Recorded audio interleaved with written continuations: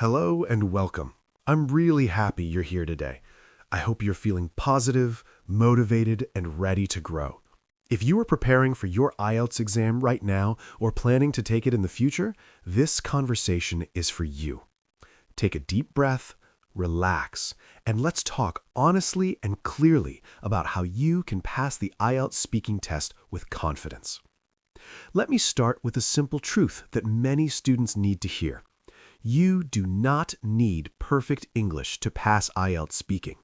You do not need to sound like a native speaker. You do not need advanced, difficult vocabulary in every sentence. What you truly need is the ability to communicate your ideas clearly, naturally, and confidently. Once you understand this, half of your fear will disappear. Now imagine this for a moment. You walk into the IELTS speaking room. You greet the examiner with a calm smile. Your heart is beating, yes, but your mind is clear. The examiner asks you a question, and instead of panic, words begin to flow. You speak naturally. You explain your ideas. You feel in control. When the test ends, you leave the room knowing you did your best. This feeling is not a dream. It is something you can achieve with the right understanding and preparation. The IELTS speaking test is designed to measure how well you can communicate in English in real-life situations. It is not a memory test. It is not a grammar exam. It is a conversation-based assessment. The examiner wants to see how you express ideas, how you respond to questions, and how comfortably you can speak without long pauses or confusion. When students fail, it is often not because their English is weak, but because their confidence is low or their preparation is wrong. One of the biggest mistakes students make is trying to memorize answers. They believe that if they memorize long, perfect responses, they will get a high band score. In reality, memorized answers often sound unnatural. The examiner can easily notice them, and this can actually lower your score. The better approach is to understand topics, practice speaking about them in your own words, and develop flexibility in your language. Another important point to understand is that mistakes are allowed. Yes, you heard that correctly. Making small grammar or pronunciation mistakes will not fail you. What matters more is how well you recover from mistakes and continue speaking. Fluent speakers make mistakes too, but they don't stop. They keep going. This ability to continue speaking smoothly is what examiners value highly. The speaking test is divided into 3 parts, and each part has a different purpose. In the first part, the examiner asks simple questions about your life, such as your hometown, studies, work, hobbies, or daily routine. This part is designed to help you relax and show your basic speaking ability. The best way to perform well here is to answer naturally and give slightly extended answers instead of very short ones. For example, instead of saying, "Yes, I like music," you can say, "Yes, I enjoy listening to music because it helps me relax after a busy day." This small extension makes your answer richer and more interesting. In the second part, you are given a topic card and asked to speak for 1 to 2 minutes. Many students feel nervous here because they are afraid of running out of ideas. However, this part becomes much easier when you understand that the examiner is not judging your knowledge of the topic, but your ability to speak continuously. You are allowed to create examples, imagine situations, and use personal experiences. The goal is to keep speaking in an organized way. Even simple ideas, when explained clearly, can earn a high score. The third part is more discussion-based and slightly more challenging. The examiner asks deeper questions related to the topic in Part 2. Here, you are expected to express opinions, give reasons, and sometimes compare ideas. You do not need expert knowledge. What you need is clarity of thought. Simple opinions explained well are always better than complex ideas explained poorly. One of the strongest foundations for success in IELTS speaking is daily practice. Speaking is a skill, and like any skill, it improves with use. You cannot become a confident speaker by only reading or listening. You must speak. Even if you don't have a partner, you can practice by talking to yourself. describing your day, sharing your opinions, or recording your voice. When you listen to yourself, you will notice areas where you can improve, such as pronunciation, clarity, or fluency. Vocabulary also plays an important role, but it should be learned smartly. Instead of memorizing long lists of difficult words, focus on learning common words and phrases that can be used in many situations.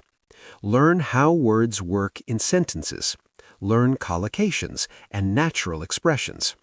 This will make your speech sound more fluent and natural. Simple vocabulary used correctly is far more powerful than advanced vocabulary used incorrectly. Grammar is another area that students worry about too much. The examiner does not expect perfect grammar all the time. What they look for is a mix of sentence structures and the ability to express ideas clearly. Using simple sentences correctly is better than using complex sentences with many errors. Over time, as you practice speaking, your grammar will naturally improve. Pronunciation is often misunderstood. You do not need a British or American accent. You only need to be clear and understandable. Speaking slowly, stressing important words, and pronouncing sounds clearly can greatly improve your pronunciation score.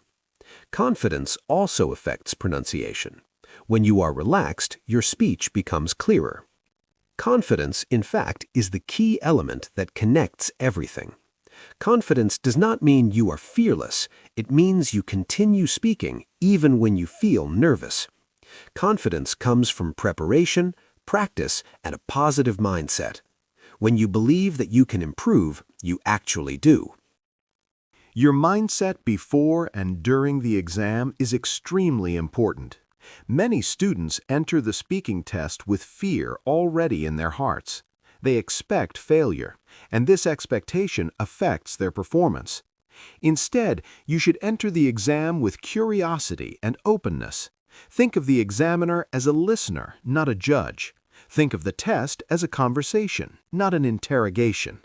This change in thinking can completely transform your performance.